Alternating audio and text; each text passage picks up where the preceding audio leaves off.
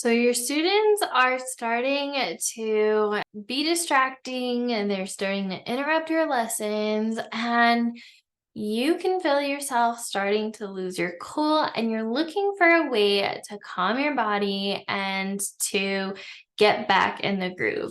You feel tightness in your chest, your breath is quicker, maybe your pulse is quicker, and every point of your body is telling you to just snap out at them, to raise your voice to them, but deep down, you know that's not what you want to do.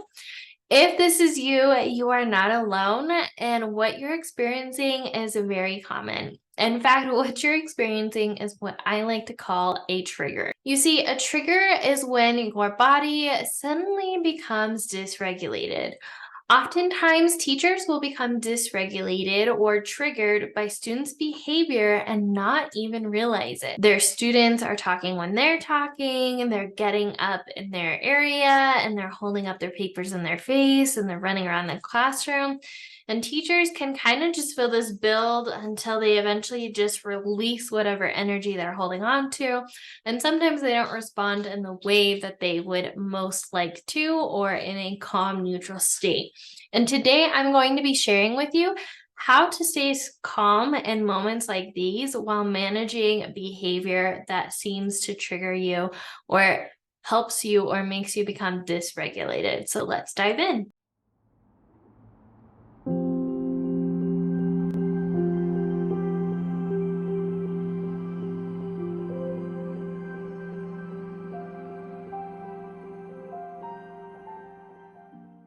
Before we get started, a little bit about me. I'm Helena, the creator, the present teacher. I'm a first-year teacher coach, or a coach for new elementary teachers. And one of the reasons I'm so passionate about this is because I really struggled my first couple of years of teaching. And in fact, I eventually reached this point where I was just done. Enough was enough. I need to figure out how to be in the moment, to be the teacher I know I'm capable of being, without feeling like I had to hustle myself to the ground. And that's what we talk about here. So if you would like to follow along and learn all the tips and strategies, make sure to like and subscribe to this channel so you can hear more. All right, let's dive in. So the first thing you want to do when you feel yourself become triggered or dysregulated is you want to have awareness. So the first step to remaining calm when you are triggered is to recognize that you are being triggered. Now, it's hard to fix something when you don't know what's going on, but there's different ways this can show up in your body. And as a quick disclaimer, everybody's different. But this could look like a tightness in your chest. It could look like shallow, quick breathing. Maybe your heart's racing. Again, everybody's different. I personally feel a tightness in my chest. I feel like my heart beats faster and my breath is shallower, and I can just feel very, very tight. And again, this is different depending on who you are and how it shows up in your body. But when you notice this happens next, take some time to notice what causes you to become dysregulated. When you start to be curious about this, you start to recognize patterns, and you can be proactive the next time a behavior gets you dysregulated. Now, a quick piece of a reminder: when we're in this awareness stage, it's important to come at it with a neutral state, not criticizing ourselves. We don't want to be thinking, oh my goodness, I can't believe you're feeling this way. That's so silly. They're just doing this. Make sure to be calm, cool, and collected, and just go at this with a state of curiosity. Like, I wonder why that is. I wonder why I feel dysregulated about this. But either way, take some time to really reflect on some times, or as you move throughout your day today, think and be aware of what triggers you, what helps you become dysregulated or gets you dysregulated, and recognizing what behaviors your students are doing to get you there. For my personal experience, I become dysregulated when my students come up to me. Now, one is fine, but when I have 4 or 5 students up in my face, shoving stuff in my face, I can feel the tightness in my chest. and I just need to calm my body down because that dysregulates me. Once I was able to recognize this about me, I was then able to do the next step. So the first step when you are trying to calm down is first an awareness, to be just genuinely curious about what makes you dysregulated. And the second thing is to validate yourself. Now, I know as a teacher, this can be one of the hardest things to do, but you want to validate your feelings. Validate what's going on with you without criticism. Remind yourself that you are okay and you are safe. When we become in a dysregulated state, it's easy to become into that fight or flight mode, and your body is essentially put in a position of survival, a mindset of survival. So the first thing you need to do is recognize or have an awareness that you are becoming dysregulated, and then take a breath and validate your feelings. Remind yourself, I am safe. Everything's okay. It's okay to have this reaction. It's okay that I am feeling this. Validate how you are feeling, because the last thing you want to do is think, oh my goodness, I can't believe I'm feeling this way. And then just push it down further and further. And what often happens when we push down our emotions, it explodes later, bigger and badder. So recognize that you're being triggered or dysregulated. Take a breath and validate. It's okay to be feeling this way. It's okay to be upset. And remind yourself that you're not alone. A lot of teachers experience this, and this is something that a lot of teachers aren't talking about. And that's one of the reasons I was so passionate about talking about this, because other teachers make it seem natural that they never have this go on. But the truth is, it happens to all of us. So remind yourself in the moment, my feelings are valid. I'm safe. I'm not alone. Other teachers have things that dysregulate them too. And take a second to remind yourself that this doesn't make you a bad teacher. If anything, it just makes you like a normal human being who gets dysregulated from time to time. So once you have an awareness that this is going on and you've taken some time to validate your feelings, you need to now calm your body down. So figure out a way to calm your breathing and return back to the present moment. Now, there's a couple ways that you can do this. One thing that I like to do, and I actually use this as a teaching moment for my kids, I show them that when I become upset, I feel a tightness in my chest and I can feel my emotions and I need to calm my body down. So what I like to do is I breathe in for 4, out for 6. So 1, 4, and you're just breathing in and out and calming your breath back to normal, and your heartbeat will start to slow down.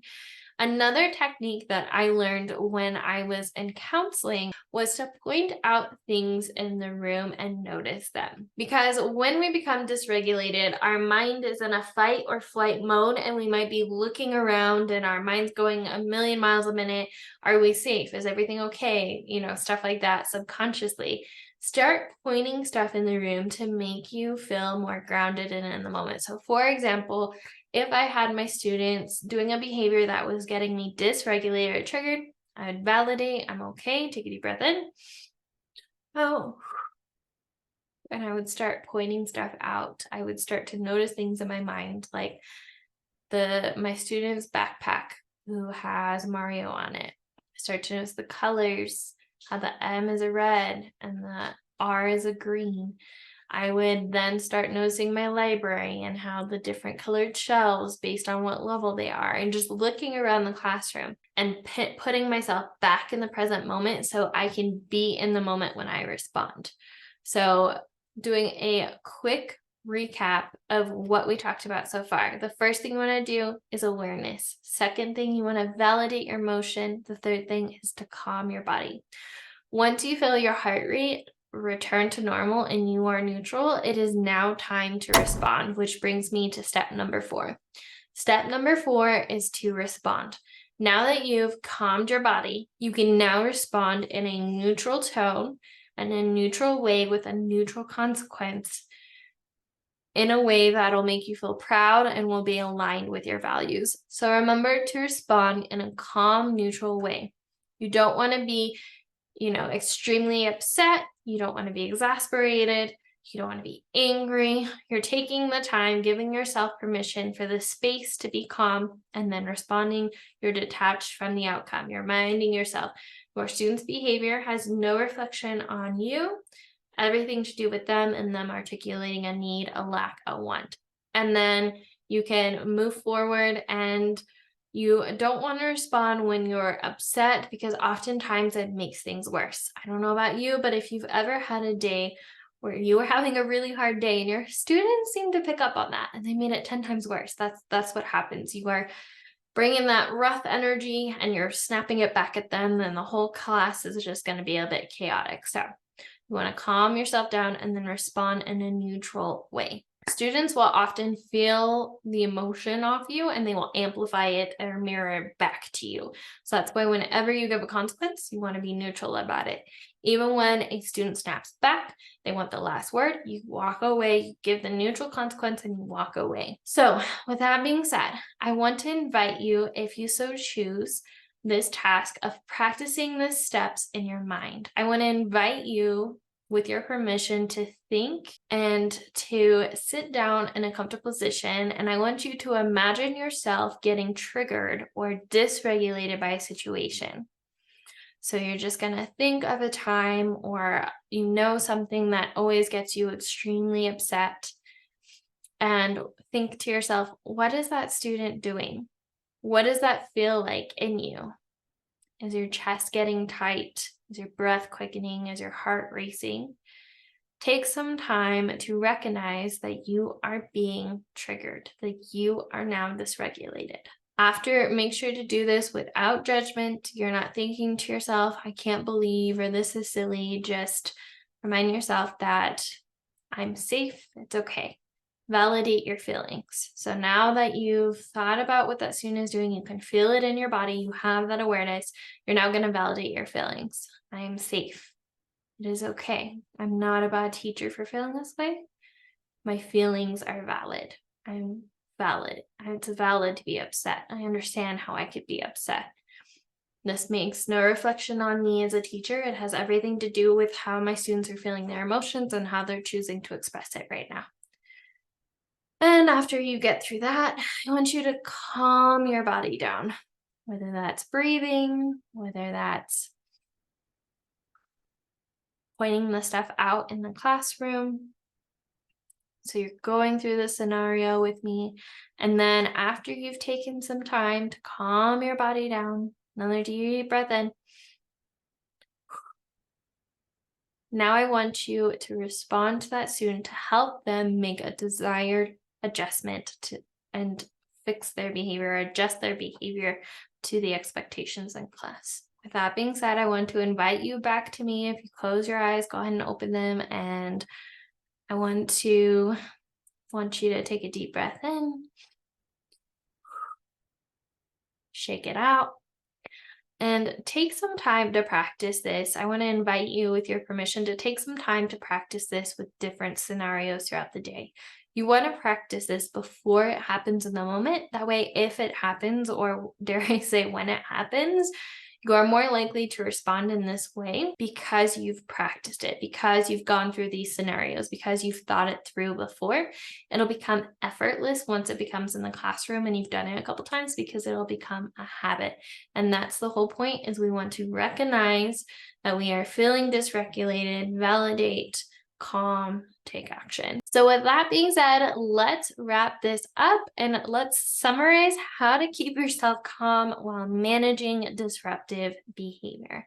The first thing is awareness or recognition. You want to recognize what it feels like in your body and recognize that you are in fact being triggered or dysregulated. The second thing you want to do is validate your feelings. It's easy to meet yourself with self-criticism, to belittle your feelings, and to bash on yourself. But I want to invite you to reach out to yourself with kindness internally as you recognize this emotion, this dysregulation. Step 3 is to calm your body down using a breathing technique, navigating or looking at different things in your classroom, choosing something that will help bring your heart rate back down and bring your breathing back to normal pace. And the fourth thing is to respond. You want to respond in a neutral way that will not reflect or amplify extreme emotions or energy to your students. So then they amplify it back and it just creates more chaos. I want to invite you to walk through this process the next time that you are feeling dysregulated in the classroom. Practice this beforehand if you so choose. That way, when it happens in the classroom, you are that much more likely and it's that much more effortlessly to practice it in real life or to implement it in real life. Now, if throughout this process you feel like, yes, heck yes, I want to learn more, I want to learn how to master my classroom so I can feel confident when disruptive behavior happens, I want to invite you to download the Mastering Your Classroom guide. This has all the classroom or the top 10 classroom management tips I recommend implementing in your classroom, and it's completely free. I will put in the link in the description, but we cover everything from procedures on what you want your students to do when they aren't listening to you, all the way to how to navigate a chatting class and all the other things. So if this feels like a heck yes for you, I would like to invite you to go check out the description down below.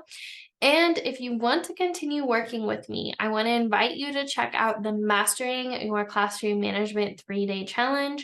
This is for those teachers who are feeling like, you know what, I do want to check out the guide, but I kind of want a step above that. I want more assistance, more help. I want someone to walk me through this process. It is a free 3-day challenge, walk you through everything from managing a chatty classroom, what to do when your students aren't listening to you, and then how to choose strategies that will get you to be that confident teacher that you know you are capable of being. And at the end, if you feel yourself give a heck yes, I want to learn more, I will invite you at the end of the challenge to join the Present Teacher Circle. This is a community of other new teachers who are working together to implement the systems to show up as the confident teacher they know they're capable of being, to show up in the morning with everything done, drinking their coffee, sitting back with systems in place, not stressing about managing their classroom or all the things they have to do today, just peace and stillness and relief and confidence that they are where they need to be, that they have the systems in place,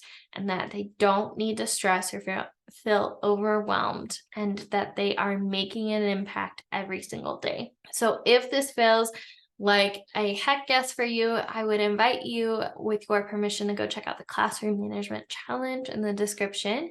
And as always, remember, we are stronger together, and I will talk to you soon, teacher bestie. Bye.